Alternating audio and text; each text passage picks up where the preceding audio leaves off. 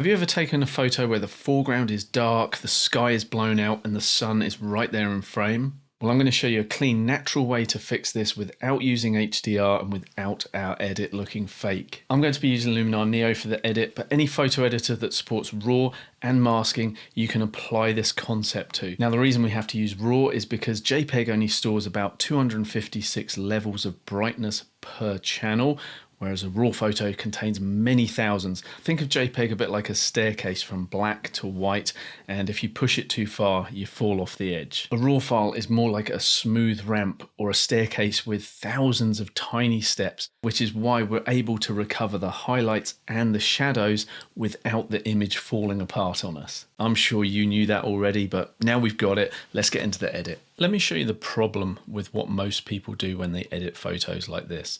They might jump into their RAW editor and start trying to manipulate the exposure to get this right. They might bring down the highlights to recover information in the sky. They might boost up the shadows to try and recover information down there. But unfortunately, what they end up with is a photo edit that doesn't really solve either of the problems very well. The solution to this is to deal with our edit in two halves. First of all, we're going to look at the sky and correct for that, and then separately we're going to edit the foreground before finally blending the two back together. So first of all, I'm going to jump into Develop RAW, and I'm going to make my adjustments only based on what looks good in the sky. So bringing the highlights down and also introducing a little bit more contrast might look good. Let's play with the shadows and see whether we just need to lift those. Yeah, maybe just a little bit. Coming down to our little eye icon so we can see the before and after is usually a good thing, just to keep an eye on the direction of our edit. And if we feel like we want to finesse the edit, it's normally worthwhile just jumping into the curves. If you're not comfortable dealing with curves, don't worry about it, but basically adding an S into the shape of your curve will add more contrast. When you manipulate the point at the lower end of the curve, you're talking into the shadows. By pushing it up, we brighten them. By pulling it down, we darken them. A point towards the middle of the curve, moved up and down, will control the brightness of those midtones. If I flick between before and after, I already prefer the look of the sky so far. To ensure that the two halves of the photo are going to blend back together nicely, it's a good idea to keep the color temperature consistent between the two edits that we're going to create. However, one thing that we can alter is the actual intensity of those colors. So for example, if I boost up the vibrance in the sky, that beautiful sunset is probably able to handle that boost in color saturation. Whereas if I was to do that in the foreground, if I temporarily just brighten that back up so that we can see, the original color is kind of sat around here. If we start boosting this up too much, it gets a little bit too nuclear. It doesn't look very natural. So whereas we can increase the saturation in the sky, I would not recommend doing that in the foreground. But that's a really nice thing about this technique I'm showing you here, is we can actually separate the amount of saturation we apply in the two halves. Now, one other really beneficial editing win that we have on our side with this approach is we can vary the sharpness level. So for example, if I zoom into the sky right now and I've boosted the sharpening up to 100, we can clearly see how much noise and grain is introduced into the sky. It looks really ugly. So in terms of sharpening, I don't want to be putting any sharpness into the sky. In fact, I'd like to actually smooth out that grain with the addition of some luminosity noise reduction. So I'm going to add a bit of that in while still keeping a tiny amount of grain in the sky. So it doesn't look too plasticky. It keeps a kind of authentic photographic look. Something like that might be fine. But again, if I come down into the foreground, I'll boost the exposure back up and we look at that. Everything's got very soft, very painterly. It doesn't look particularly good through here. So let's reset that exposure for the sky. Can't quite remember where we were. Something like that's okay. And if you do want to correct the optics of your lens, you want to make sure that you're going to do that for both the sky and the foreground. I don't normally worry too much about correcting the distortion of the lens for landscape because it's not as evident in the file here with a natural flowing landscape. It's much more obvious when you're dealing with architecture and straight lines. Okay, so now our sky looks pretty good before and after. It may just be a little bit overbaked, but I'm pretty happy with that. We can adjust it later if we want. Now we're going to work on the foreground, and we're certainly not going to come in and start working on this layer with a new tool and then masking it in. That is the wrong way to do it. We are going to continue working in raw data, but as you can see, we don't have access to another develop raw right now because we can only apply one develop raw over a whole photo, which makes sense because it is the processing component of our editing. So how do we get around the fact that we have already applied develop raw? Well, what we need to do is duplicate this photo as a brand new layer over the top of itself. And we can do that by right clicking, come to duplicate layer, and now we have two identical photos, both with those changes that we've made in develop raw. So now I'm going to focus solely on the foreground, on the landscape itself, and see what I can do to make that appear better. So I certainly think we don't need as much contrast, and we certainly want to boost the exposure up.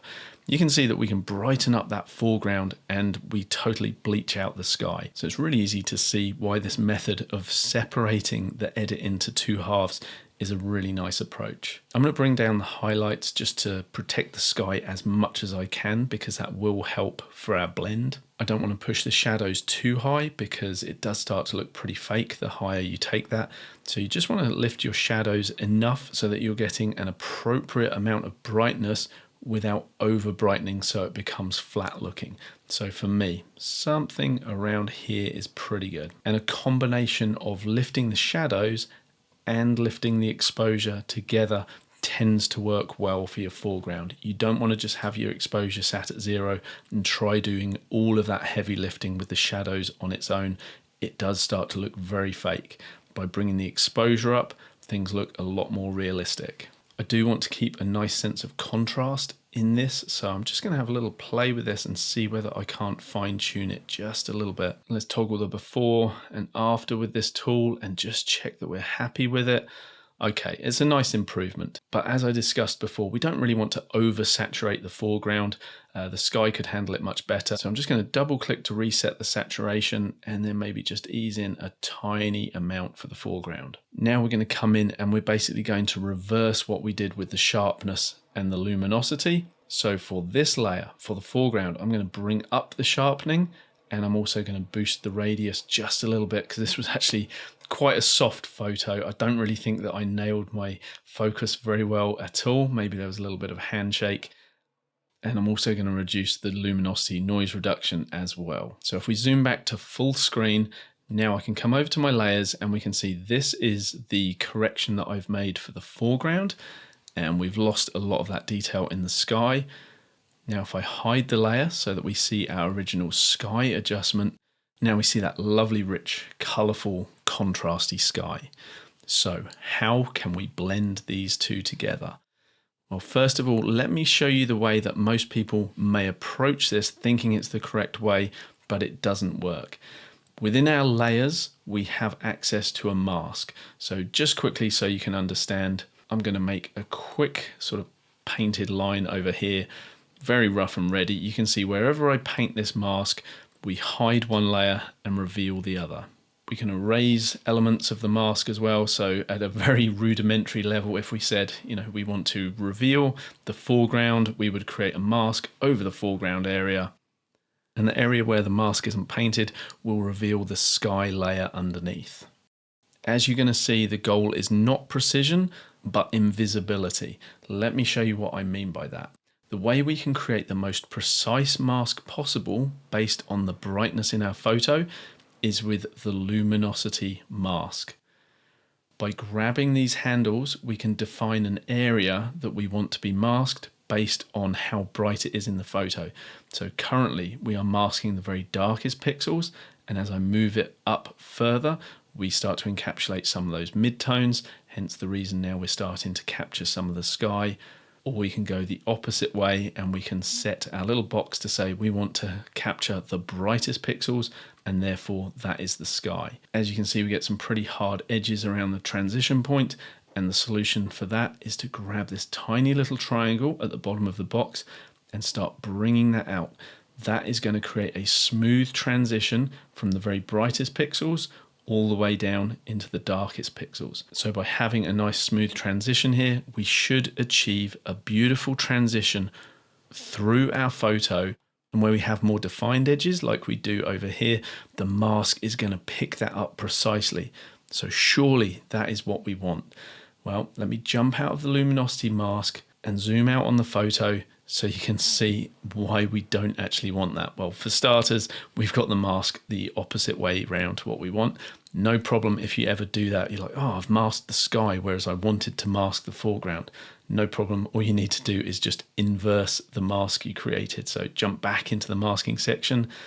If we show the mask, you can see that, yep, we masked the sky. We wanted that red to appear over the foreground. All we need to do is just invert that. And now you have the opposite of what we created. Okay, this should be what we're after between the two layers, but let me show you why this type of mask doesn't work. Well, there you go. You can see if I do a split screen on this, how we've been able to recover information in both the sky and the foreground, but the blend between the two is not good, in spite of using what you might think would be a very nice masking solution. So the key here, counterintuitively, is not that we want a really precise and tight mask. In fact, what we want is a beautifully soft transitional mask. The softer we can get the fade and transition of a mask, the less noticeable it's going to be, and that is what we're after. So let me show you a couple of methods we can use to achieve that result. So currently we don't see any effect from the foreground layer whatsoever. So what I'm going to do now with a linear gradient is I'm going to click, and basically anything that's underneath and fully red, that is going to show completely. And whatever is above this top line is not going to be shown at all. And so everything that's underneath this line, we're going to see. So if I just jump out of this nasty little mask that I've created, you can see that we've revealed this bottom half of the frame with quite an abrupt transition. Let me show you what happens if we make that transition much softer. So I'm going to click in a similar place, and this time I'm going to pull the very top line all the way up. So now our transition takes up pretty much 2/3 of the whole frame and starts here at 100%, fades off to 50% in the middle, and then 0 at the top. If I jump out of this, that mask has become barely noticeable. So if I toggle the before and the after, you can see the benefit of creating a much smoother mask. But now you've got the concept, we can do even better than that. So I'm going to clear that again and show you my preferred method, which is to grab a brush and we're going to paint the effect in. Currently, I've got a very hard-edged brush from the demonstration before, so we want to push the softness all the way to 100. Make the size nice and big as well. You never want to be working with a little mask like this, because if you try and make a little soft edge like that, again, it's going to be very, very visible with haloing. It's defeating the purpose of that soft transition. If we do a nice big size like this and we do it, we're going to create a much more natural mask, but we've still got a long way to go. Currently, I've painted that in with 100%. What if we start chipping away at this mask, especially where we've got this halo effect here? If I bring the strength down to sort of, 30%, and I start erasing. So I've switched from the brush mode to erase mode over here. Another way that you can quickly do that is just press X on your keyboard. So you can kind of flip-flop between painting in and removing. So we can chip away from the effect. So over on this side, chipping away, painting back in. So now if I hide this layer, we see the layer adjusted for the sky. And now if I show the layer, you can see how we've been able to recover the foreground. Now, if you decide that, you know what, it's a little bit too bright, it doesn't quite match the exposure of the sky perfectly, we have the ability to come back and revisit that raw tool. We can come to the exposure and just start to bring that down a little bit, maybe bring the shadows back down, and create something just a little bit more believable. We can also revisit the sky as well, and if we feel like, you know what, I think dropping the exposure a tad will help that to blend in a bit more, we can do that. This method gives us a lot of flexibility, and if at any point you want to revisit the mask, we can do that. So for example, I feel like it is just a little bit too dark on this bit of the rugged hillside here, and we may want to pop a little bit more light into that. Well, we can do that just by coming to the tool section and making sure we go to the layer properties, masking, choose our brush again. And this time I will bring the brush size down just a little bit, and we can just intensify the effect of this layer in that area, and therefore brighten it up just ever so slightly.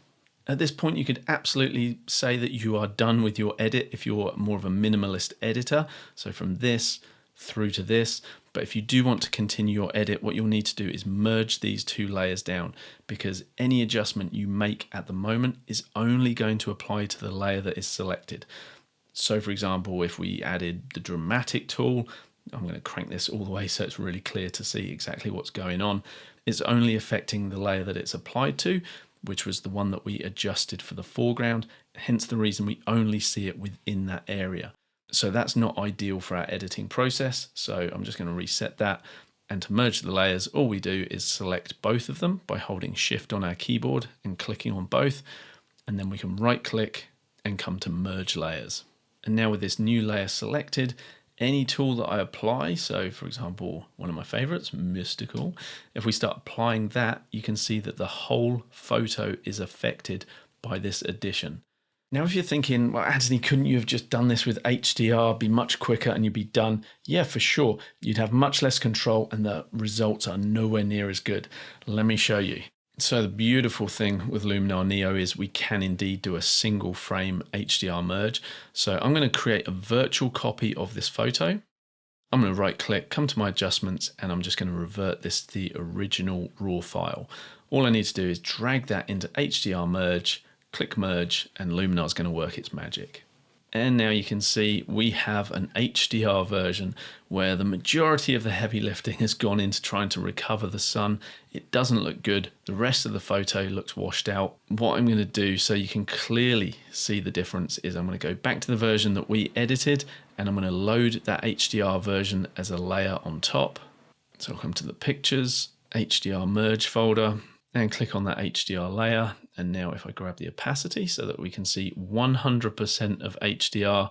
Now, if I hide the layer, we can see the version that we created, and I can show the layer, and that is the HDR version. So yes, indeed, it does bring back all of that detail. However, this method gave us a lot more control, and I believe resulted in a much more natural looking photo.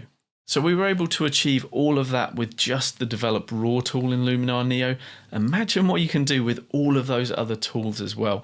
If you'd like to learn how to use every single one of those tools, I have a complete beginner to mastery course, and I'll put a link to it right there if you want to take advantage of fast tracking your photo editing in a nice structured approach. If this video has been helpful to you, it'd mean the world to me if you let me know by clicking that like button. Also, if you have friends who might benefit from learning this type of technique, feel free to share the video. Hopefully I'll see you in another one soon. Bye bye for now.